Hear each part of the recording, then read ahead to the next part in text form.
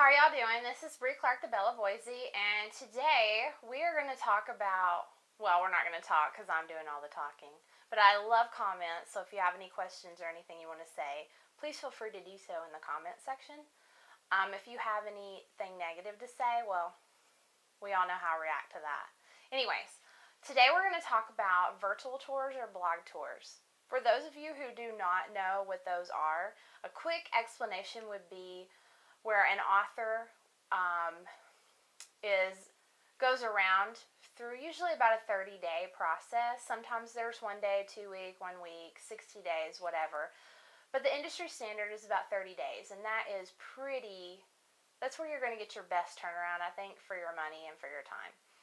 But this is where an author is featured their book themselves in the form of a guest post or interview or simply a promo where the host of the blog will upload the blurb, buy links, as well as the cover art for the book that particular author is promoting.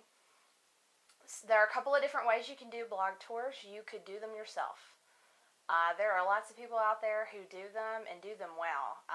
Someone who I would highly recommend checking out if you want to do that is Neal, who has her own blog, and she's very active on Twitter.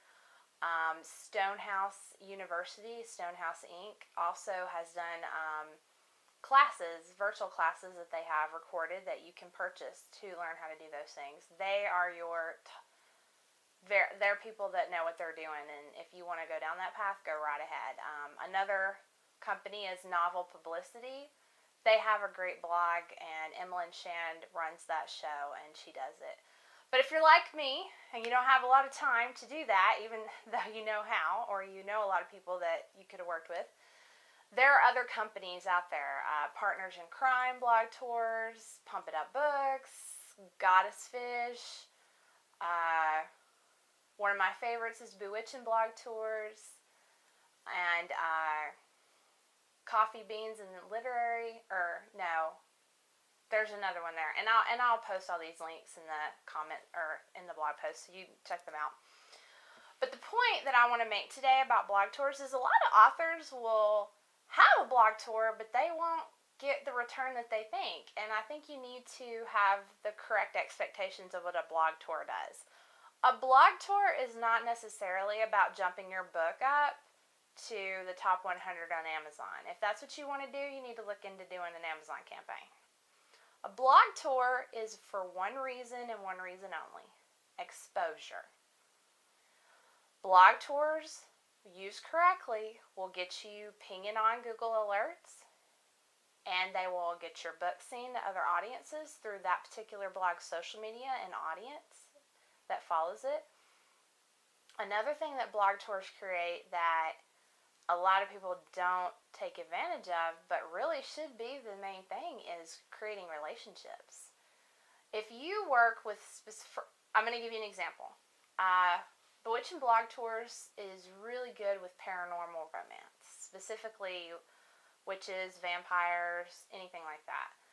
That happens to be my cup of tea as far as being a romance author. I specifically deal with witches and that part of the genre, and I love it, and I'm a big fan of it as well.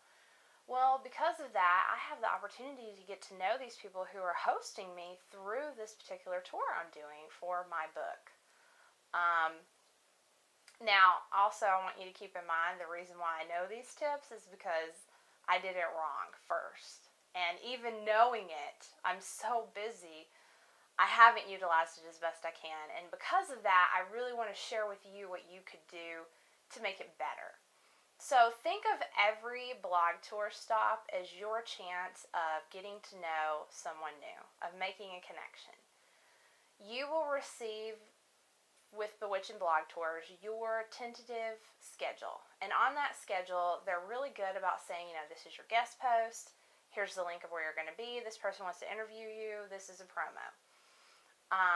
Get your guest post together at the very beginning of your tour. Try to tailor it to the audiences that you're focusing on. I suggest having 3 to 4 blog posts that can be shared throughout the tour. This introduces people to your writing. Guest posts are highly popular for blogs because it's something new. It introduces the audience there to you as an author, your voice. It is also time consuming, and authors tend to want to shy away from this. Don't. Be smart about it.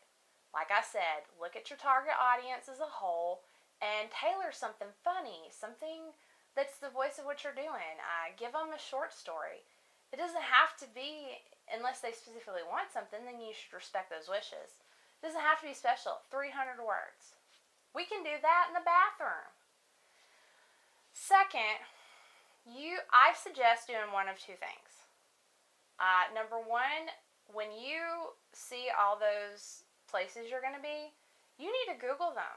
You need to go to every single one of them, and you need to find their page, get on there, and hit all those links of where you can connect with them. Goodreads, Twitter, Facebook, Google+, Shelfari, anywhere you can connect with those people that are hosting you, you need to follow their blog, networked followers, Google Reader, whatever. You need to make sure that these are people you're going to want to know. If you can get an email, that's even better. My first blog tour back at the beginning of the year I did with Bewitching blog tours was for the Familiar Witch. I did a much better job of communication with this one because I sat down and I went through every single tour stop that I had, and I had like 38, which was great. But and I connected with these people, and I sent them a message to Twitter. I left comments on their blog. If they had an email, I emailed them personally and put them in a special email list to say, these are people who are readers, who are hosts of bloggers. If I know of anything special, I want to let them know. Not necessarily my book, but anything in that category. These are the people I need to contact. Now, on my second tour, Scent of a Witch, I was really good about being organized and getting all my guest posts to Bewitching blog tours, but I have not been very good about following up with people and connecting, and I feel really bad about that. But that has been a test, and it shows me that one of two ways that I can use to communicate with them. I'm going to do better with doing it all in one shot. I don't do good every day seeing, oh, here's my stop today. I'm going to go there. I'm going to subscribe to the comments. I'm going to leave a comment. And then I'm going to do all the connections. That's what I was trying to do this time around, and that didn't really work. Although, it may work better for you. That's the other thing. You want to comment on the blog, preferably the day that it posts. Do not be like me and wait a week later, if it's at all possible. You want to subscribe to those comments. You want to subscribe to the blog. You want to leave a comment on the blog. Say something nice about it. Don't just be, hey, thanks for having me. What's up? I take the opportunity to look at the blog if I like the colors, the way that they've set it up, the name of it, the title. I'll look at some of the older posts. It takes about 10 minutes. But that's 10 minutes of my time I've invested in this. Do you know how long it took them to upload that? How long it took them to schedule it, to tag it, to review your book? You can take 10 minutes to say, hey, thank you so much, and get to know them better through Twitter or Facebook or just to comment on their page. Come back later, but you need to form that initial connection. After that, after you've had your blog tour, you really want to be thankful to your host. If you've paid someone to do this for you, you do not realize how much they have done for you.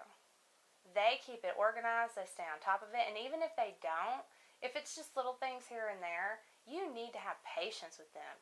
These people are busy, and you need to be appreciative of them. One of the other things I like to do when I have the money for my blog tours is I like to have a little contest on the back end. Not with the readers at the blogs, but with the actual hosts. I like to say, hey, you know what? I'm going to give someone $20 Amazon gift card, a Kindle Fire, whatever. I did that with the Familiar Witch, and I had 38 hosts. I didn't with Scent of a Witch, and I had 20. So you can see where that changes. I mean, that's 18 more exposures that I could have had. When it's all said and done, the greatest thing that you could ever reap from having a blog tour, virtual tour, is the form of connections with each of these hosts. These are bloggers that you probably would have never found, or you would have had to spend a lot of time to develop that relationship with. Your virtual tour organizer or company has essentially created an invitation, an introduction to say, hey, here's someone I'm working with. They're right up your alley. They're into what we're into. Utilize that. That needs to be your primary goal when you have a virtual tour. This is Bree Clark, the Belle Boise, and I really hope that you can learn from my mistakes in my own my tests in my own recent virtual tours. I will leave all the blogs and not blogs, but the virtual tour companies and people that I quoted at the beginning in the section of my blog post and in the YouTube details area, so you can contact them. If you have any suggestions or experiences, please share them with me. I am not the general authority of social media and especially of blog tours, but I'm learning, and I hope that I can learn from you as well. Y'all have a great day, and thanks for coming.